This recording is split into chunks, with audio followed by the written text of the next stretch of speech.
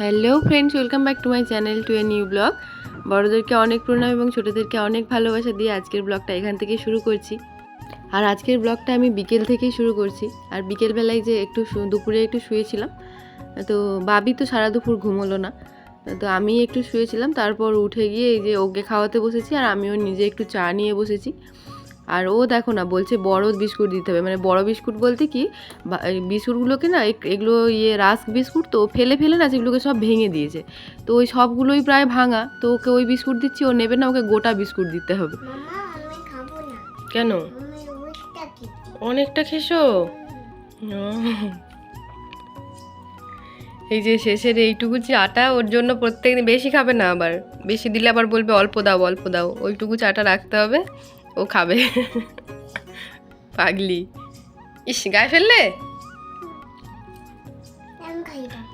আমি খাই দেবো।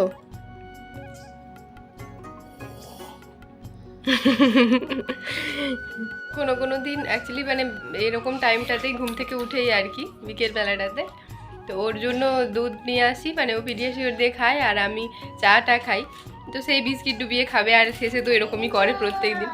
কোনো দিন হয়তো আমার শরীরটা ভালো লাগছে না, আমি চা খাবো না, তো তখন ও আমাকে বলবে কি মাম্মা, কি হ্যাঁ ক্রিম বিস্কুট রেখে দাও, ক্রিম বিস্কুট আমি খাবো না। তো তখন বলবে মাম্মাম তুমি আজকে চা খাবে না, মানে মাম্মাম চা না খেলে তো ওরও সেই শেষের যে এইটুকুনি এক ঢোক চাটা, সেটা তো ওর আর পাওয়া হচ্ছে না। তো সেই জন্য না নিয়ে আসলেই বলবে মাম্মাম তুমি আজকে চা আনোনি, তুমি আজকে চা খাবে না। তো তারপর ওই বড় বিস্কুট ছোট বিস্কুট এই খাবো না, ও নিজের খাবারটা তো খাবেই না, চা খাবে। ওই জেদ করে করে অনেক কষ্টে খাওয়িয়ে টাইয়ে তারপর আমিও চা খেয়ে দিয়ে তারপর রান্নার জন্য চলে এসেছি। তো কারণ রাকেশ চলে আসবে, রান্নাটাও তাড়াতাড়ি করে নিতে হবে, সন্ধ্যেও হয়ে গেছিলো, তাই রান্না করতে চলে এসেছিলাম। আর দেখো আজকে আমি বানাচ্ছিলাম কুমড়োর ছক্কা, যেটা বলে, মানে বড় বড় করে কুমড়ো কেটে আলু কেটে, মানে একটু জল জলে যেরকমটা হয় সেরকম না। আর দেখো এদিকে ওদিকে আমি সবজি কাটছিলাম, আর বাবিকে দেখো এদিকে না ঘুমিয়েই গেছে, সারা দুপুর ঘুমোয়নি, বসে বসে মাথা ঠুকে ঘুমিয়ে গেছে। তারপর ওকে যখন ডাকলাম উঠে গেল, দিয়ে আবার যেই বললাম ঘুমিয়ে যাও, আবার দেখো ঘুমিয়ে যাচ্ছে।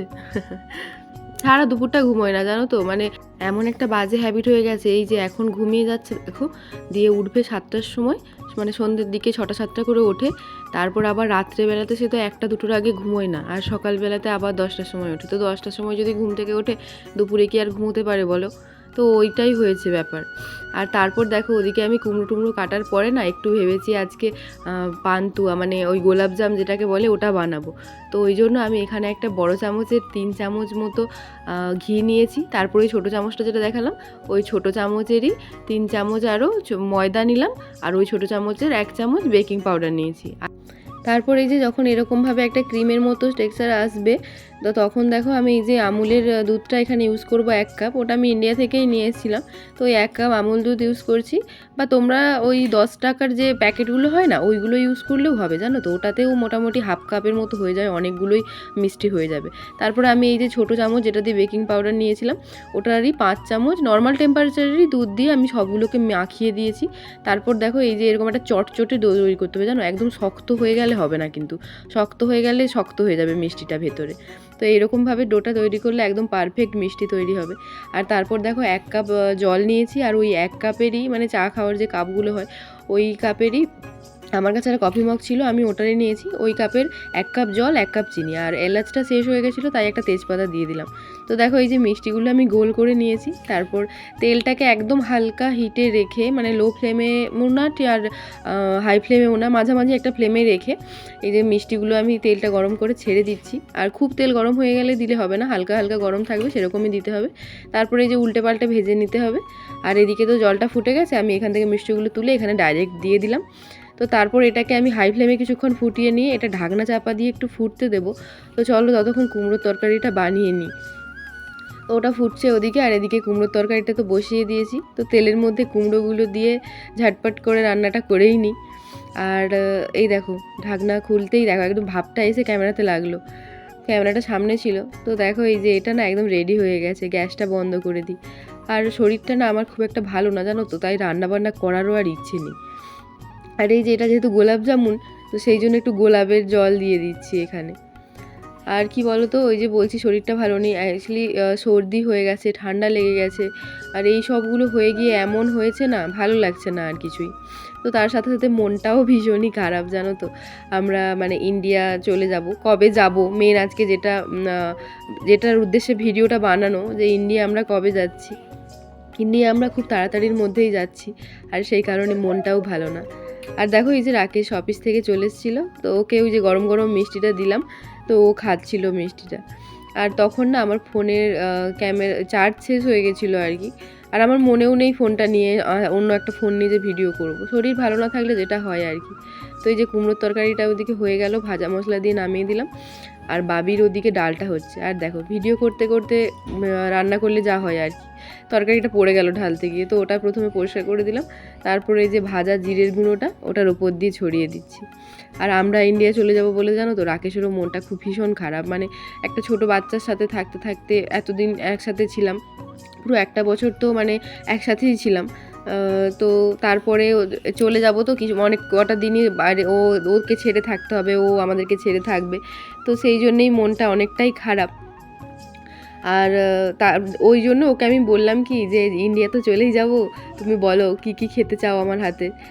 তো ও আমাকে কয়েকটা রান্নার কথা বলেছে, যেগুলো আমি তোমাদের সাথে অবশ্যই শেয়ার করব পরে। তো সেই জন্য আজকে ভাবলাম যে আমি মানে এখানে জানো তো মিষ্টি পাওয়া যায়, কিন্তু এখানের মিষ্টিগুলো একটা অন্যরকম মিষ্টি। তারপরে ওই ইন্ডিয়ান যে মিষ্টিগুলো পাওয়া যায় মানে এত ভীষণ দাম, তোমার ইচ্ছে হবে না যে কিনে খাই বলে। আর এখানে অল্প তো মিষ্টি, মানে তুমি ওই নিজের মতো করে খাবো একার মতো 2-4টে কিনে আনবো, অমন তো হয় না। সেই কিনতে গেলে তোমাকে কেজি দরে কিনতে হয় আর কি, 1 কেজি না হলে 500 এরকম আর কি। আর ভীষণ দাম হয় গো, মানে 600-700 টাকা করে কেজি হয়, যাই মিষ্টি কিনতে যাও না কেন 600-700 টাকার নিচে কোনো মিষ্টিই পাওয়া যায় না। তো সেই কারণেই ভাবলাম যে আজকে একটু মিষ্টিটা বানিয়ে দিই। আর ও আমার হাতের এই কুমড়োর ছক্কাটা খেতে ভীষণ ভালোবাসে। এটা না একটু ঘাটা ঘাটা কুমড়োর ছক্কা নয় জানো তো, বেশ একটু গোটা গোটা আলু থাকবে, গোটা কুমড়ো থাকবে, মানে ওই অনুষ্ঠান বাড়িতে যেরকম করে কুমড়োর তরকারিটা বানায় সেই রকম কুমড়োর তরকারিটা আমি আজকে বানিয়েছি। মানে রুটি হলে আমাদের কুমড়ো তরকারি যখন হয় আমি ওইভাবেই বানাই। আর দেখো রুটিগুলো কত সুন্দরভাবে ফুলেছে। আমি না আগে একদম রুটি বানাতে পারতাম না জানো তো, অনেক ওই মায়ের কাছ থেকে অনেক কষ্টে করে শিখেছি আর কি। তো রুটি ফুলতো না হলে ঠিকঠাক হতো না, সেই জন্য কড়কড়া হয়ে যেত। আমি যখন প্রথম বেঁটেছিলাম সে একদম পাঁপড় ভাজা হয়ে গেছিলো। আর দেখো আমাদের রুটির সাথে পাঁপড় ভাজা না হলে ঠিক জমে না জানো তো। তো সেই কারণে এই যে আজকের থালা রেডি হয়ে গেছে, পাঁপড়গুলো ভেজে নিয়েছি, এই যে রুটি, মিষ্টি, আর এই যে কুমড়োর তরকারি আর পাঁপড়।